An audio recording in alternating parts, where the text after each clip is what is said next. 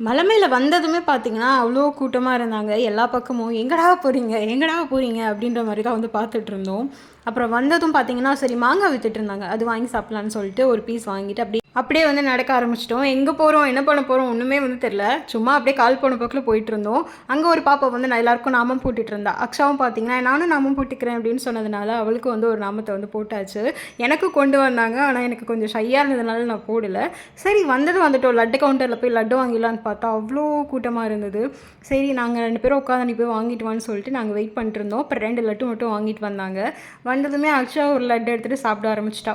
வீட்டுக்கு கொண்டு போகலான்னு நினச்சோம். ஆனால் அங்கேயே உட்காந்து ஒரு லட்டை வந்து என்ஜாய் பண்ணி சாப்பிட்டாச்சு.